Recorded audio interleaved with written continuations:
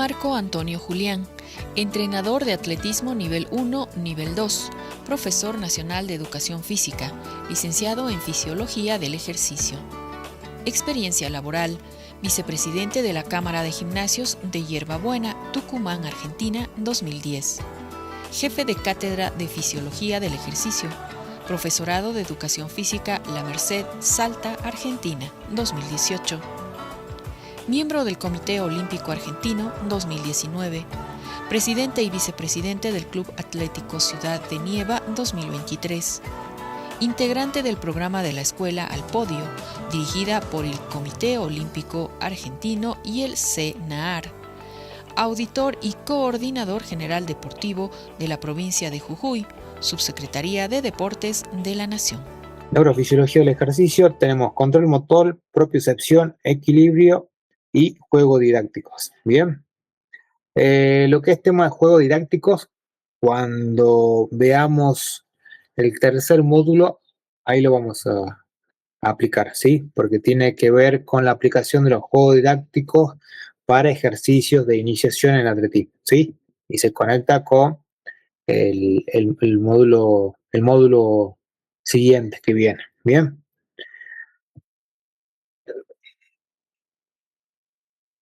Bueno, ¿qué hay que entender? ¿Sí? El cerebro es quien dirige toda la batuta del movimiento, ¿sí?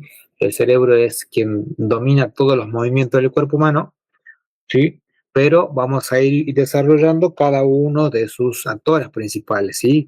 Tenemos por un lado el sistema nervioso central, que está compuesto por el cerebro y la médula espinal, y por otro lado tenemos un sistema nervioso periférico, denominado SNP, que está constituido por aquellos nervios, ¿sí? Que están interconectados con cada una de las partes, ¿sí? Que conforman dicho cerebro, ¿sí? Después tenemos tres tipos de divisiones. Tenemos una división sensorial, en la que se encarga de enviar información desde los órganos y otros internos hacia el sistema nervioso, ¿sí? Después tenemos la división simpática, en donde activa de cierta manera el cuerpo durante situaciones de emergencia, que quiere decir sobre situaciones aquellas inconscientes, ¿sí? Por ejemplo, ante un estadio de huida, de escapatoria, ¿sí? O ante un estado de defensa o de fuerza máxima, ¿sí? Y la división parasimpática, que es la que controla funciones involuntarias, ¿sí? ¿Qué quiere decir? La parasimpática son movimientos que no son ordenados por medio del cerebro, sino que son de forma inconsciente, ¿bien? Bien, después tenemos una división motora que está compuesta por fibras motoras que conducen impulsos nerviosos desde el sistema nervioso central a músculos y glándulas, ¿sí? Ya sabemos que el sistema nervioso central tiene una conexión muy directa con los músculos y con las glándulas, ¿sí? Las glándulas son aquellas también que se encargan, digamos, de equilibrar todo lo que es la parte orgánica y metabólica del organismo, ¿sí? Por un lado tenemos que entender que el sistema nervioso autónomo, ¿sí? conduce el conjunto de impulsos nerviosos del sistema nervioso a órganos y a las glándulas, ¿sí? Y el sistema nervioso somático, ¿sí? conduce los impulsos nerviosos del sistema nervioso central también a los músculos de control voluntario, ¿bien? Entonces tenemos que entender, ¿sí? que el cerebro puede dominar, por un lado, todas las acciones que nosotros le, le enviemos, ¿sí? o toda la información que nosotros le enviemos va a tener una respuesta, y por otro lado hay acciones en las cuales van a ser de forma inconsciente, en donde el sistema nervioso, por medio de receptores, va a iniciar una acción involuntaria, ¿bien? Por ejemplo, ¿sí? Si yo me estoy por sentar y me corren en la silla, ¿sí? Por lo general quizás no caiga muy en seco, digamos, no caiga muy de golpe y apoye automáticamente las manos, ¿bien? Eso es controlado por el sistema nervioso parasimpático, ¿sí? Porque es una acción involuntaria, ¿sí? No estoy diciéndole a mi cuerpo, caigo con una mano, después caigo, no, es automáticamente, ¿sí? En cambio, por ejemplo, ¿sí? Decir, bueno, me gusta esa taza que está exhibida en un lugar y la quiero ver, entonces yo ordeno por medio de vías sensoriales que son los ojos, mando las señales al cerebro, entonces ¿qué es lo que hago? Busco extender la mano, ¿sí? Producir una aprehensión de los dedos, agarrar la taza y fijarme, ¿sí? Entonces eso es lo que corresponde a la diferencia entre el sistema nervioso central, ¿sí? Y el sistema nervioso periférico, ¿sí? Ya sabemos que el sistema nervioso central está constituido por el cerebro y la médula espinal, y el sistema nervioso periférico son, son los nervios que conectan, ¿sí? Con todas las partes del cuerpo del cuerpo del cerebro, ¿sí? Entonces, para decirlo en otro sentido es, el sistema nervioso periférico está conectado con el cerebro y todas sus partes, y el sistema nervioso central, el cerebro más la médula espinal, ¿sí? Que vienen a ser los dos conductores que dirigen toda la banda del movimiento y del organismo. Bien, parte del cerebro, ¿sí? Vamos a entrar a ver, ¿sí? Acá tenemos el bulbo raquídeo, denominado médula, que es como que se encuentra en la parte más troncal del cerebro, ¿sí? Que viene a ser como una parte en donde se considera que es muy sensible, que a la vez muy importante. Después tenemos la parte de atrás de la cabeza, donde tenemos el cerebelo, ¿sí? Que es más chiquitito, es como que tiene una conexión directa con el cerebro, ¿sí? Pero es más chiquitito en tamaño, pero en realidad cumple una función muy importante, que ya la vamos a ver. Y la corteza cerebral, ¿sí? Que la corteza cerebral también va a delimitar algunas funciones entre el cerebro en sí mismo y el cerebelo. Bien, vamos a entrar a lo que es la división de los lóbulos, ¿sí? Tenemos un lóbulo frontal, ¿sí? Que se encarga de procesar todo lo que se denomina el razonamiento del ser humano, ¿sí? Todo se procesa ahí, ¿sí? El parietal que tiene que ver con el tacto, ¿sí? Todo lo que tenga que ver con la mano, con la sensibilidad, con el dolor. El lóbulo temporal, perdón, tiene que ver con la audición. Justamente, si lo ubicamos al lóbulo temporal, vamos a ver que tiene una dirección ínfima con la audición, ¿sí? Entonces, se conecta ahí. Y tenemos el lóbulo occipital, que se encarga justamente de la visión, que ese se encuentra casi en la última parte y que comparte territorio con el lóbulo temporal, ¿sí? Está debajo del lóbulo parietal y abajo del lóbulo occipital tenemos el cerebelo, ¿bien? Entonces, ¿qué es lo que pasa en estos lóbulos? ¿Sí? Se procesan informaciones específicas. ¿Sí? Por ejemplo, si yo sufro un traumatismo en la cabeza y se vio afectado mi lóbulo frontal, ¿sí? Ya sea porque hubo un edema o porque hubo líquido cefalorraquídeo dando vuelta, ¿sí? O por un traumatismo de severo grado, ¿sí? Entonces, todo lo que tenga que ver con el razonamiento no lo voy a poder hacer. O sea, todas las acciones que impliquen razonamiento no las voy a poder procesar, no las voy a poder asimilar, no las voy a poder conducir. Entonces, vamos a estar en un dilema bastante importante, ¿sí? Porque es, digamos, no tener razonamiento en el ser humano es como no saber identificar entre lo bueno y lo malo. No voy a identificar entre lo bueno y lo malo, entre el día y la noche, ¿sí? Por eso es sumamente importante diagnosticar a una persona y saber cómo se encuentran todos los lóbulos para poder determinar un diagnóstico en el caso de que hablemos de algún accidente o algo, ¿sí?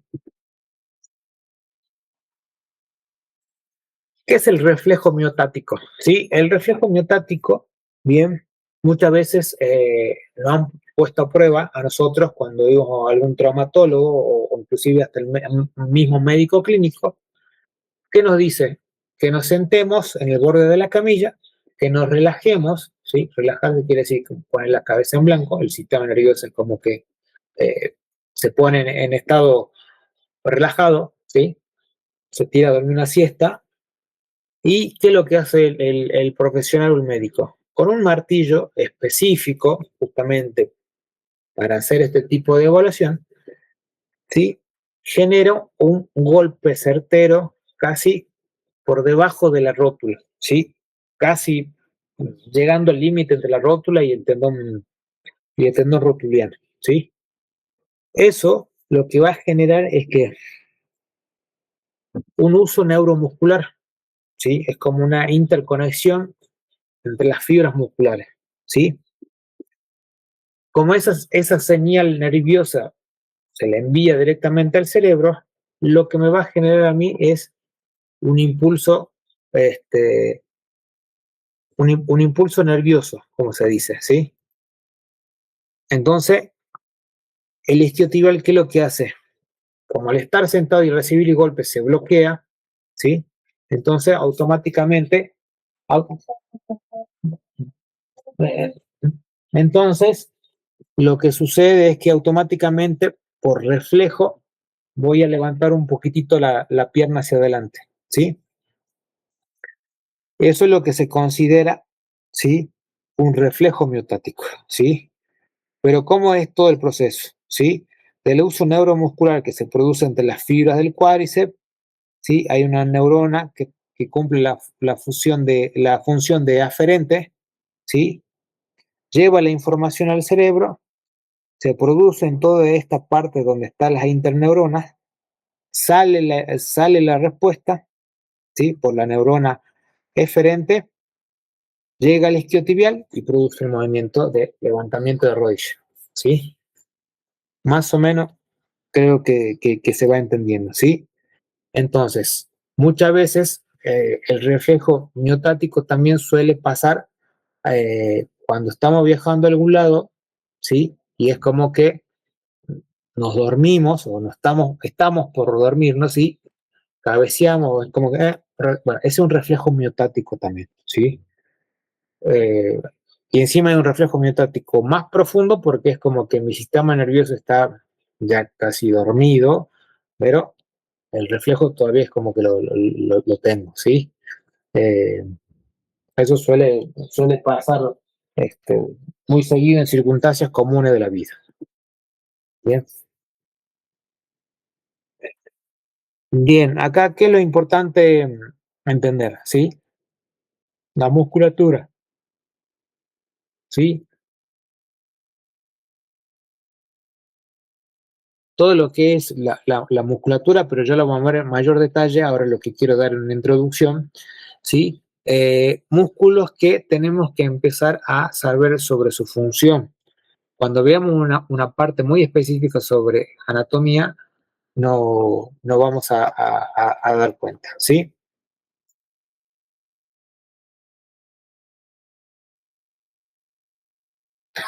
Bien. ¿Qué hay que tener en cuenta acá? ¿Sí?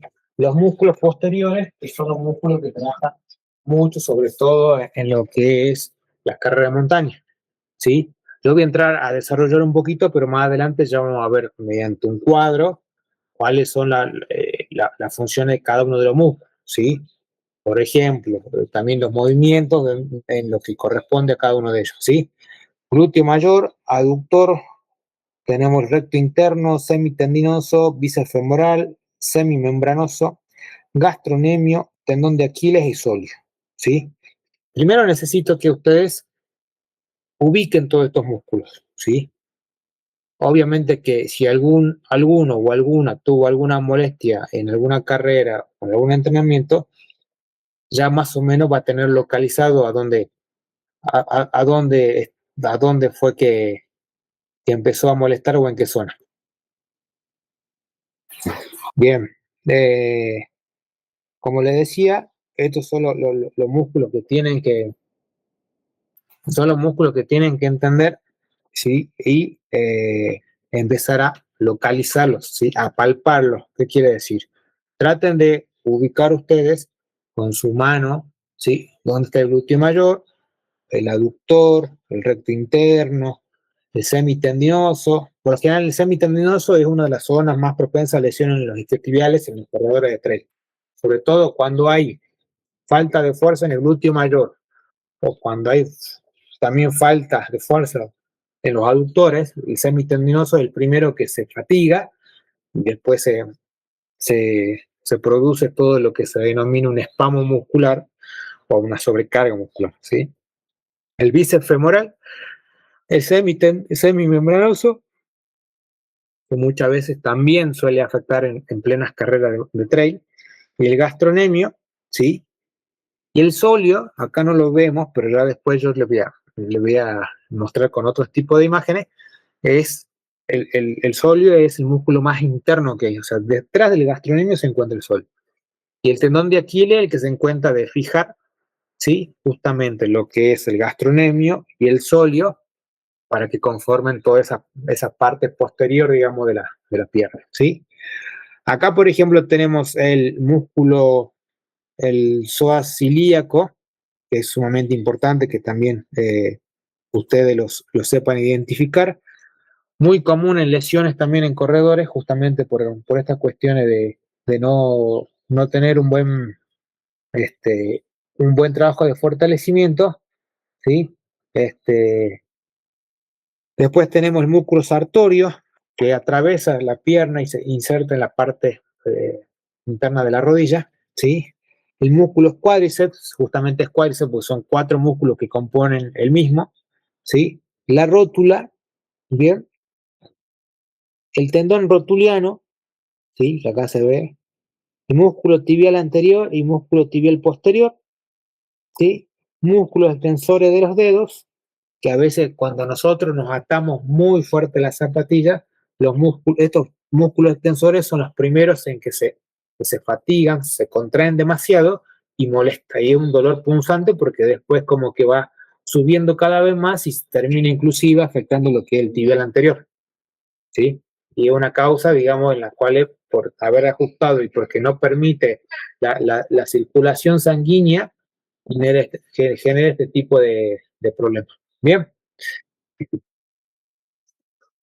como dije, vayan practicando, palpando cada uno de los músculos para que ustedes vayan percibiéndolo, ¿sí? Después ya vamos a entrar en todo lo que es los movimientos, la función, ¿sí? Los músculos agonistas, antagonistas de cada eso, pero lo vamos a ver dentro del aspecto del trail running, ¿no? No lo vamos a ver dentro de lo que tendría que saber un médico, lo que tendría que saber un fisiólogo, porque en este caso es totalmente distinto. En este caso es más específico, pero sí necesito que lo sepan, sobre todo los músculos principales que actúan en los movimientos de carrera de montaña. Bien, como había dicho hace rato, ¿sí? Tenemos en el cuerpo humano tenemos receptores sensitivos, ¿sí? ¿Qué receptores sensitivos? Podemos tener las manos, los dedos, ¿sí? Las falanges, ¿sí? La retina, ¿sí? Podemos tener también el cuero cabelludo, ¿sí? Podemos también tener lo que es parte de las articulaciones, ¿sí? Justo en las uniones, ¿sí? Ahí también es una zona muy receptiva y muy sensitiva. La parte del talón, que es toda la fascia plantar, ¿sí? También es un receptor sensitivo. Y los efectores, ¿sí? Aferencia sensitiva y las aferencias motoras son aquellas que permiten generar todo este centro integrador de movimiento, ¿sí? Eh, Justamente muchas veces cuando estimulamos estas áreas sensitivas se generan movimientos automáticos e involuntarios, ¿sí? Como por ejemplo, nosotros si abrimos la palma de la mano y agarramos un encendedor o un fósforo y lo prendemos, y a medida que nosotros vamos acercando el fósforo a la mano, va a ver que inconscientemente vamos a sacar la mano, o bien vamos a cerrar la mano, ¿sí? Esa acción es involuntaria, o sea, está determinada por el sistema parasimpático, ¿bien? Lo mismo pasa que cuando nos caemos, nos tropezamos, o cuando inclusive estamos corriendo y muchas veces hay ramas o ríos, o inclusive cuando estamos cruzando un río o algo y nos tropezamos, lo primero que hacemos es irnos para adelante y tratar de no caer y ponemos la mano, ponemos los antebrazos. Todas esas acciones son involuntarias, ¿sí? Porque el organismo percibe de que hay una acción de peligro, entonces todo el sistema parasimpático se centra y es como que empieza a generar su estimulación y empieza a enviar información. ¿Sí? Procesa información en milésima de segundo, centésima de segundo, y entonces es nada, digamos, ¿sí? Todo este centro integrador, lo que digo yo, es lo que nos permite a nosotros el aprendizaje, porque muchas veces aprendemos por la vista, aprendemos también de forma manual, aprendemos porque hemos visto, aprendimos porque hemos escuchado, hemos visto y encima hemos puesto en la práctica. Las emociones, ¿sí? Sabemos que somos casi 80% emocionales, todos los seres humanos, ¿sí? Entonces, es sumamente importante entender de esa manera y sabemos que si nosotros estamos atravesando una situación, ya sea de mucha algarabía, de mucha tristeza, de mucho dolor, eso también nuestro cuerpo lo va a resentir y vamos a tener respuestas justamente por esa sensación, ¿sí? Quizás se acelera la frecuencia cardíaca, se baja la frecuencia cardíaca, inclusive en diferentes sensaciones la piel también se elastiza o se arruga, ¿sí? Entonces, por más que seamos emocionales, muchas veces el cuerpo también nos manda señales y es un banco de información de estadios sensoriales, ¿sí? Y el control motor, que es fundamental para el movimiento, ¿sí? A medida que nosotros más nos movemos, más músculos activamos, más sistemas trabajan y por eso justamente el trail running requiere de todo el sistema atento a cada una de las circunstancias y momentos en los cuales podemos atravesar, ¿sí? Bien, vamos a ver los planos, ¿sí? Esto, recuerden, esto es una manera de enseñarles a ustedes cuestiones básicas de fisiología y anatomía, ¿sí? No porque ustedes no sepan su plano frontal, el sagital, significa que está mal, no. Al contrario, esto les va a ayudar a ustedes muchas veces a entender, inclusive, perdón, a hablar en terminología, porque quizás el día de mañana ustedes sean entrenadores, sean profesores, tengan su club de running o lo que fuera, entonces siempre es importante mostrar un poco de tecnicismo a la hora de hablar, ¿sí? Porque eso indica que uno sabe, que uno ha estudiado y que uno se ha formado, ¿sí? Tenemos, vamos, vamos por planos, ¿sí? Vamos a ir por planos. Tenemos el plano sagital, ¿sí? Que es el plano que atraviesa de adelante para atrás, ¿sí? Y divide el cuerpo en dos partes, el lado izquierdo y el lado derecho. El plano frontal, ¿sí? Es un corte que se produce justo en la mitad del cuerpo, ¿sí? Pero lo va a dividir al cuerpo en qué? En anterior y posterior, en adelante y atrás, ¿sí? Y después tenemos el plano transversal, que es un corte a la altura de la cadera, ¿sí? Dos dedos por arriba de la espina ilíaca, ¿bien? Que va a dividir el cuerpo en dos, en inferior y en superior, lo que se denomina tren inferior y tren superior, ¿bien? Y después tenemos los ejes, ¿sí? Tenemos el eje sagital, que va también para adelante y para atrás, ¿sí? El eje transversal, que también hace de izquierda a derecha, y el eje longitudinal, que es perpendicular al cuerpo humano, ¿sí? Con relación al suelo, ¿sí?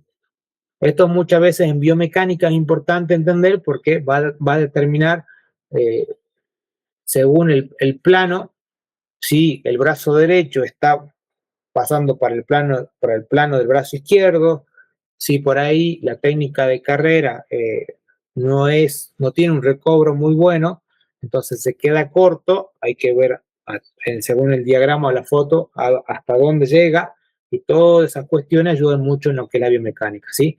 Entonces, entender, estudiar y analizar lo que son los planos y los ejes sirven mucho para corregir el tema de técnicas en movimientos o patrones de movimiento, ¿sí? Bien, acá por ejemplo tenemos una persona, ¿sí? Que hace una aducción del brazo teniendo una mancuerna, ¿sí? Y tenemos el equivalente componente rotacional, que es justamente la mancuerna, un componente rotacional, ¿sí? Que es también lo que es la estructura en general de la mancuerna, y un componente traslacional, que vendría a ser en este caso mano, ¿sí? Y el brazo, que se utiliza como palanca, ¿bien? Entonces, muchas veces cuando hacemos un tipo de ejercicio, por ejemplo, vuelos frontales, ¿sí? ¿Qué es lo que sucede? Estamos primero ejerciendo una fuerza sobre el elemento, que en este caso es la mancuerna, ¿sí? Y a la vez hacemos elevación. Cuando hacemos elevación, ¿qué generamos también? Un trabajo de ¿cuál? Del deltoides, ¿sí? Y ahora, una vez que identificamos el deltoides, ¿cuál es su músculo agonista, antagonista y sinergista? O sea, la función principal la cumple el deltoides, pero quizás otro tipo de músculo, como por ejemplo puede ser el infraespinoso o el supraespinoso, es como que ejercen la fuerza opuesta para evitar que se desgarre el, lo que es el pectoral, ¿sí? Entonces, ya lo vamos a ir viendo, igual no se preocupen que después lo vamos a entrar en detalle. Ahora es como una parte de base, de aprendizaje inicial, y después ya vamos a profundizar, ¿sí? Así que bueno, no se preocupen en ese sentido. Bien, perdón. Eh,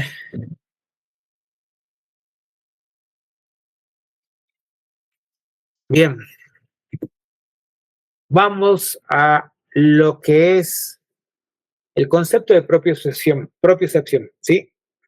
La propiocepción es la capacidad que tiene cualquier tipo de cuerpo, ¿sí? ¿De qué? De detectar un movimiento, ¿sí? ¿En relación a qué? A la posición de las articulaciones, ¿sí? Es una de las mejores fuentes sensoriales que permite, ¿sí? Proveer al cuerpo de la información necesaria, ¿sí? Para mediar lo que es el control neuromuscular y mejorar la estabilidad articular funcional, ¿sí? Los ejercicios propioceptivos por lo general buscan eso, ¿sí? De alguna manera fortalecer o de alguna manera prevenir cualquier tipo de lesión, ¿sí? Pero para ello hay ciertos tipos de protocolos en los cuales hay que cumplir, ¿sí? Hay que tener en cuenta también que en la vida cotidiana, ¿sí? Ya que nos mantenemos en constante movimiento, ¿sí? Hay movimientos deportivos que requieren un mayor patrón de ¿qué? De coordinación, ¿sí? No es lo mismo, por ejemplo, el atletismo comparado con el hockey. En el hockey yo tengo dos elementos que tener en cuenta. Primero, el control y la manipulación del palo, y tercero, tengo que tener la coordinación óculo-manual para, para mantener la bocha o cerca, o lanzar un pase, o lanzar al arco. Entonces, hay deportes en conjunto que requieren un mayor patrón de movimiento, y hay otro que es más lineal.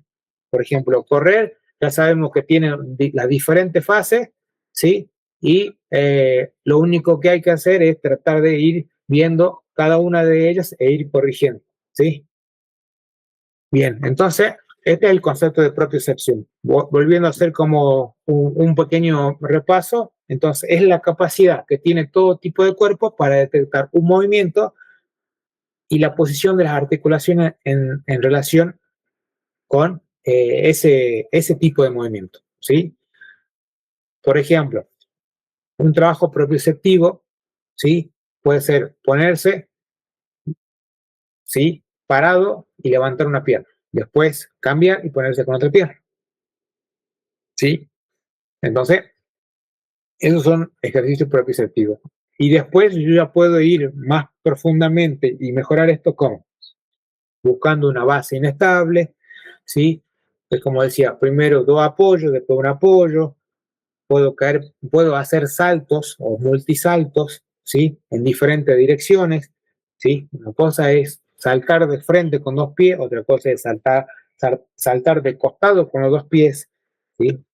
Eso requiere mayor concentración y mayor coordinación.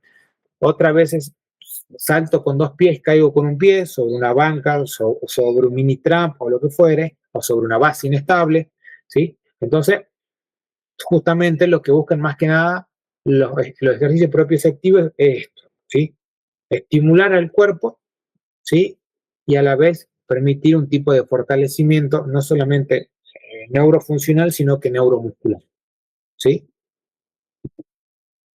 Vamos con lo que es un poquitito de la fisiología de la propiocepción, ¿sí? La misma depende de estímulos sensoriales provenientes de qué? Del sistema visual, auditivo y vestibular, ¿sí? Por ejemplo, un ejercicio propioceptivo puede ser, ¿sí? Poner a la persona sobre una base inestable, parada y taparle los ojos.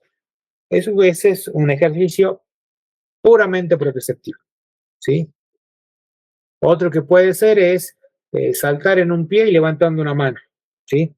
Que tenga que dirigirse de un punto a otro punto, saltando a una pierna y levantando una mano, ¿sí? Eso también es propioceptivo, ¿sí? De otra manera, también hay que entender que estos ejercicios, ¿sí? También se encargan de detectar lo que es el grado de tensión y estiramiento, ¿sí? Para que, dependiendo de la magnitud del movimiento, esa información se la envía directamente a la médula y al cerebro, es donde es procesada, ¿sí? Por eso muchas veces hay ejercicios propioceptivos que ya lo automatizamos. Por eso siempre hay que darle variabilidad a los tipos de ejercicios, ¿sí? O sea, si yo trabajo nivel propioceptivo 1, va a ingerir en una cantidad de ejercicios. Cuando hago el 2, trato o de repetir los mismos, pero dándole un grado de complejidad, ¿sí? Y así puedo ir variando. Pero si yo repito siempre lo mismo, ya deja de ser propioceptivo. ¿Por qué? Porque el sistema nervioso, el ser humano, ya lo automatiza. Ya sabe cómo va a ser, ya sabe qué tiene que hacer, cómo lo tiene que hacer y todo lo demás. Entonces, deja de ser propioceptivo. Bien. Eh, si un sistema propioceptivo es correctamente desarrollado, ¿sí? No seremos capaces de aplicar fuerzas correctamente, ya que un sistema eficiente mejora nuestra respuesta en acciones de fuerza, coordinación, equilibrio y tiempo de reacción, ¿sí? Entonces, yo que soy corredor de trail, tengo que siempre trabajar la propiocepción. ¿Por qué? Porque en la montaña me voy a encontrar con circunstancias ajenas en las cuales no voy a poder tener control, ¿sí? El resbalarme, el caerme, el tropezarme, el tener que cruzar el río, la nieve, la altura, la hipoxia, inclusive hasta subir o bajar con un poco de mareo, sentir que te mueven el piso. Entonces, eh, hay que dosificar estos tipos de ejercicio de propiocepción, ¿sí? Después, cuando ya veamos un poquito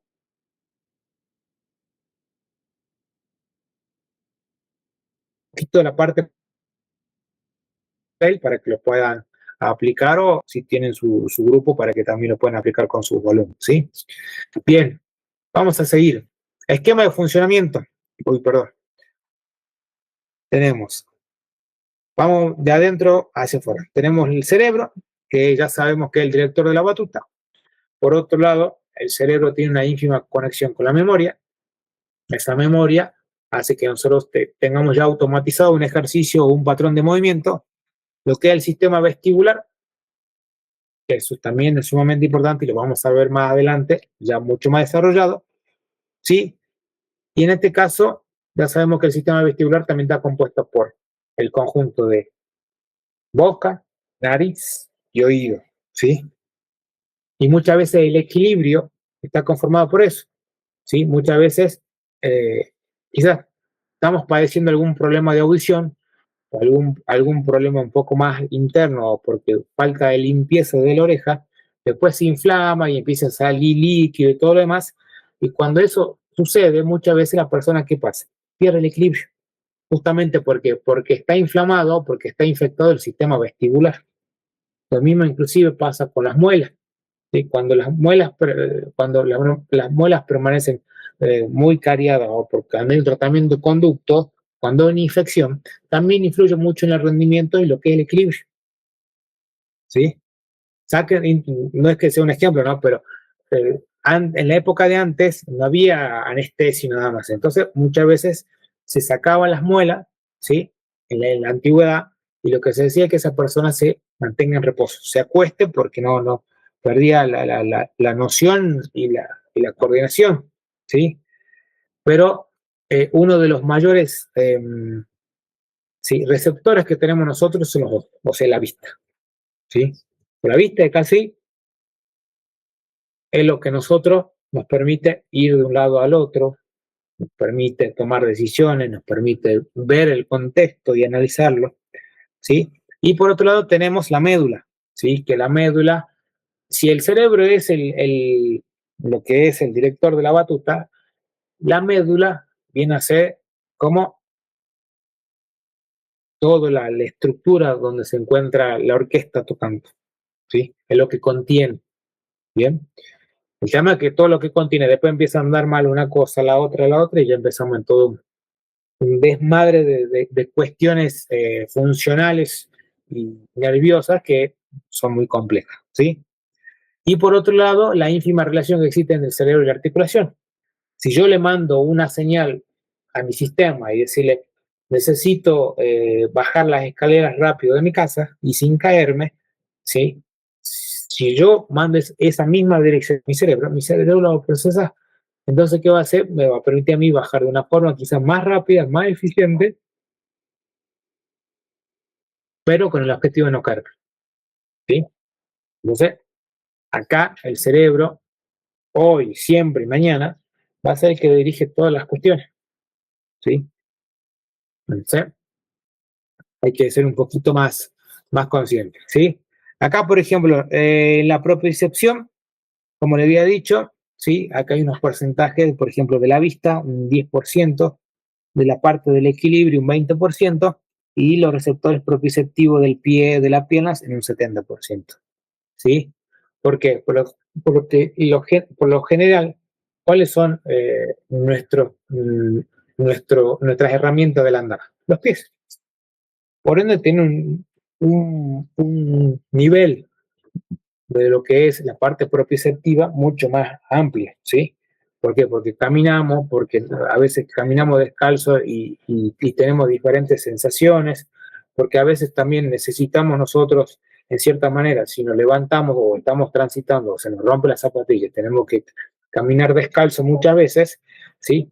Toda esa sensibilidad primero va a ser transferida desde los pies al sistema nervioso, ¿sí? Y muchas veces hay personas que se encuentran en una situación en la cual no se sienten cómodas, ¿sí?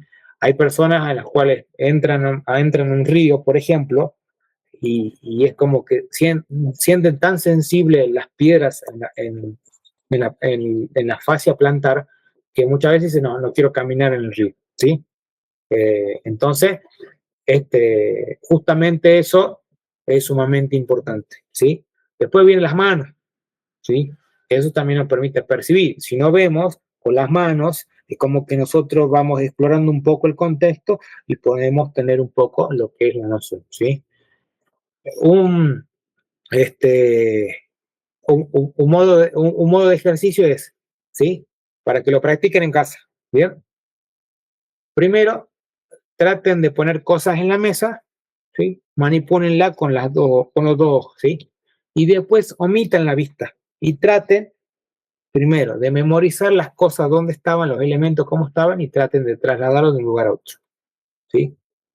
Y van a ver cómo el cerebro, como nunca estuvo en una situación así, es como que empieza a patalear, entre comillas, o empieza a tildar, porque empieza a procesar nueva información, ¿sí?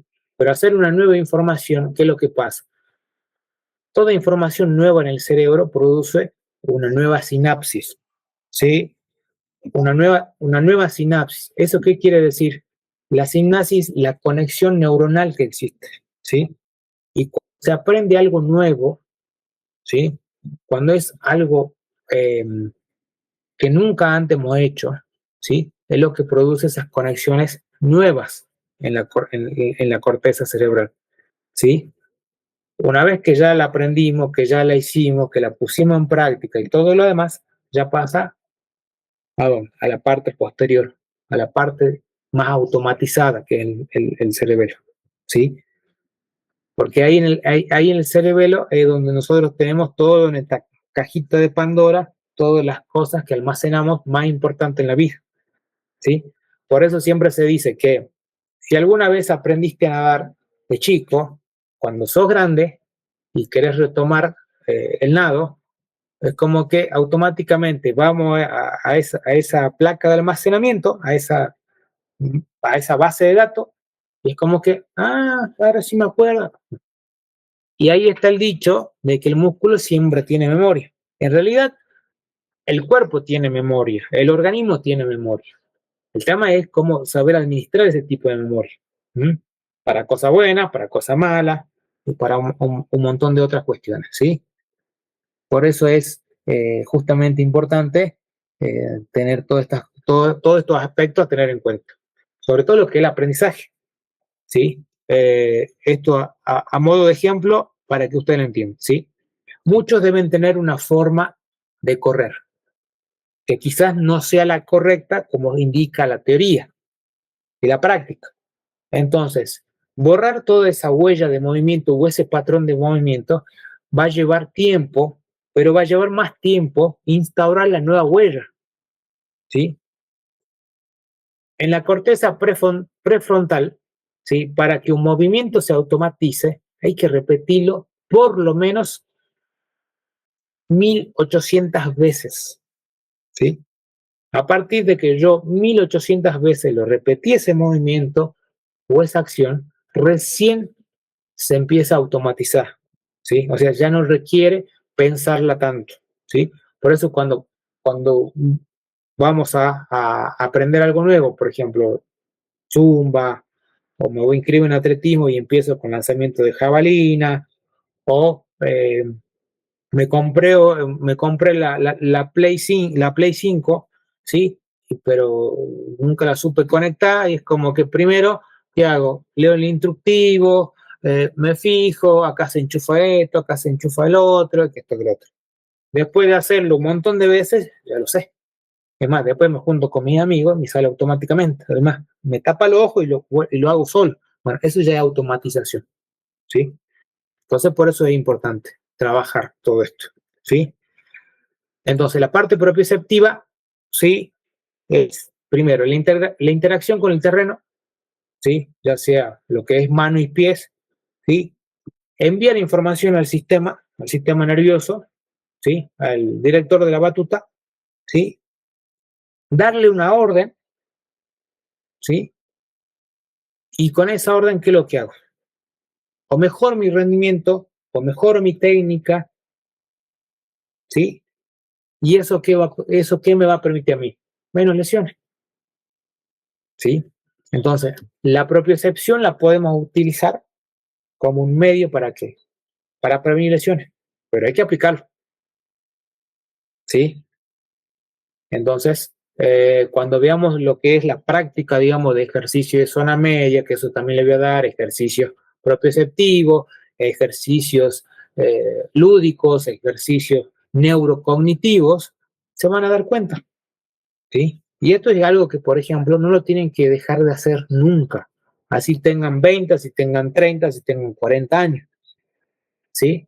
Muchas veces dicen, no, ya tengo 40, ya no quiero correr más, ya no me dedico más al deporte. Después más adelante vienen los problemas cuando ya estamos en la tercera edad. Nos hacemos dependientes de otras personas. No podemos ni levantarnos de la cama, necesitamos que nos lleven al baño, necesitamos que nos levanten, necesitamos que nos bañen. Entonces, seamos conscientes e inteligentes, invirtamos ahora en ejercicio, en actividad física, para que el día de mañana no estemos postrados en la cama y tener todo un séquito de personas que tengan que estar de nosotros dependiendo. ¿Sí? Bien. Vamos a lo que es el equilibrio. Bien. El equilibrio, sí, en el trail running es muy importante. ¿Sí? Pero primero hay que tener en cuenta cómo se puede mantener el equilibrio.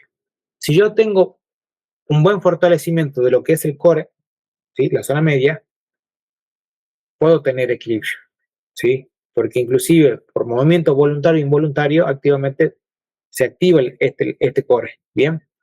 Lo mismo va a servir para otro tipo de deporte, para la gimnasia artística o para la gente que hace acrobacias, perdón, en el aire. Ellos necesitan equilibrio.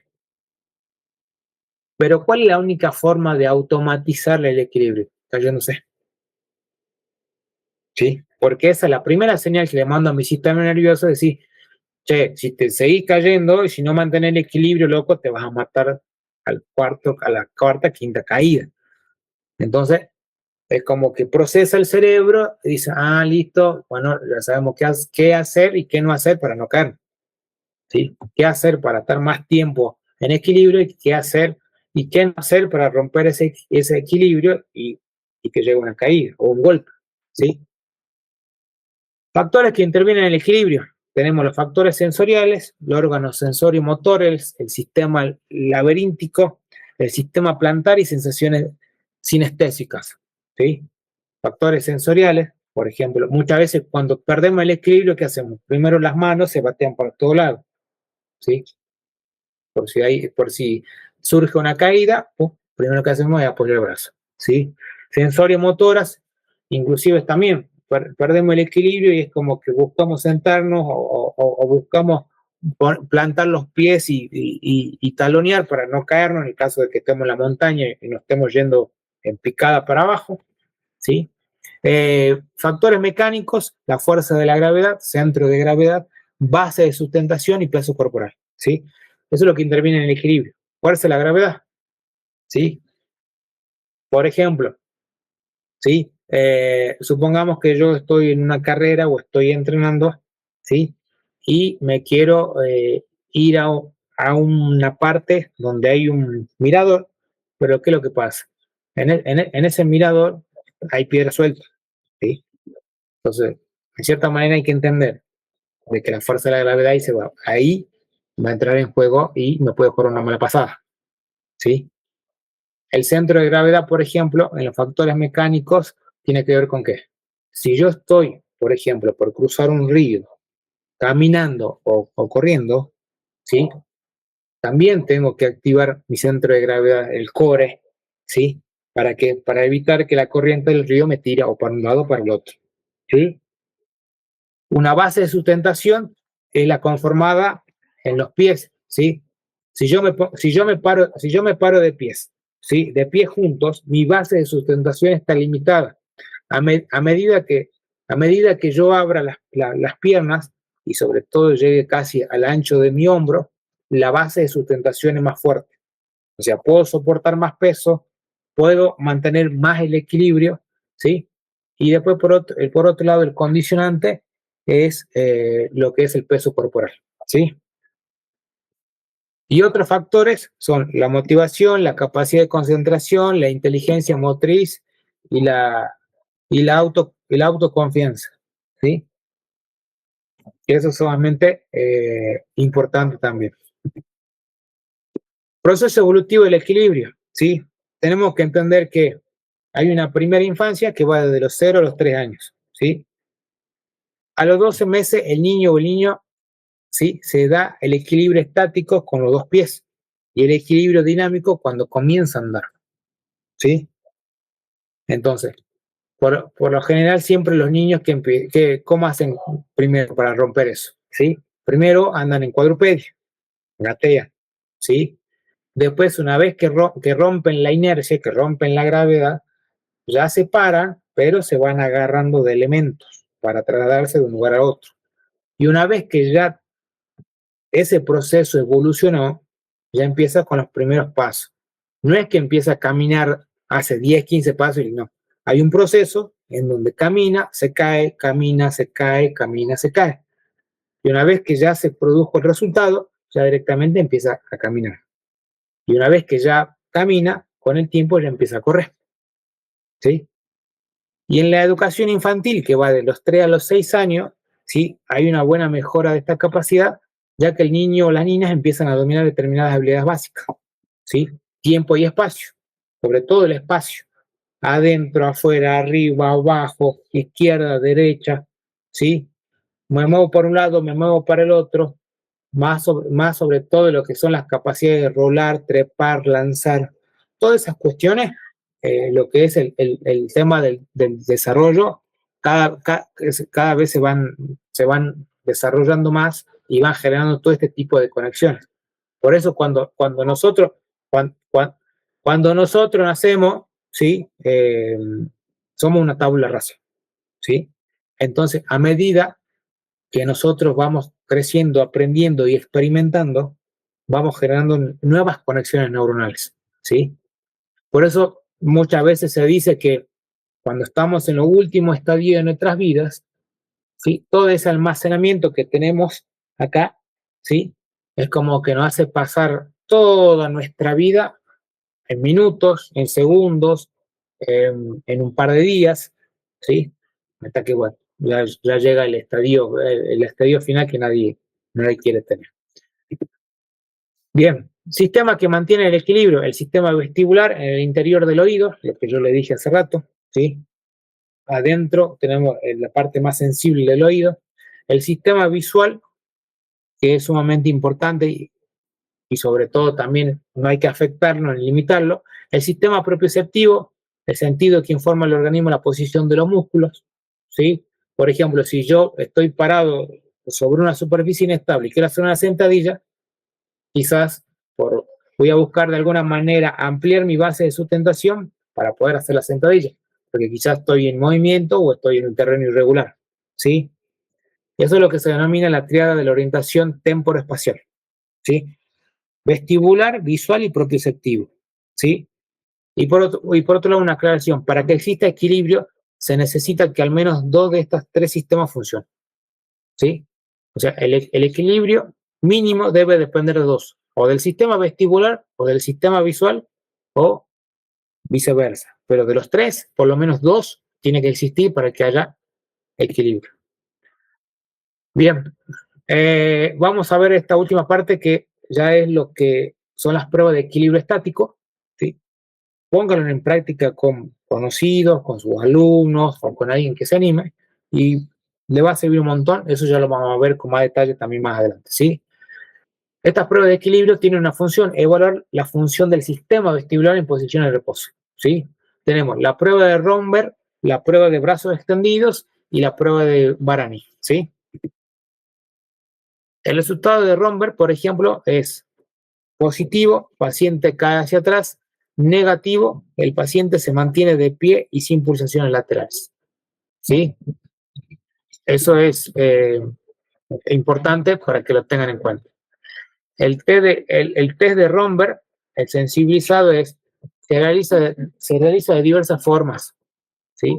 Primero se mantiene un contacto o una charla con la persona y el pie delante del otro, ¿sí? El resultado puede ser positivo y negativo, al igual que el anterior, ¿sí? Puede producir, digamos, una caída hacia adelante o una caída hacia atrás, ¿sí? Segundo es la prueba de brazos extendidos, ¿sí? El procedimiento es el siguiente, ¿sí? Hay que poner de pie a la persona, ¿sí? Con los pies juntos, los brazos extendidos hacia adelante como se ve en la imagen y los ojos cerrados, ¿sí? ¿Cuáles van a ser los resultados de esta prueba de brazos extendidos?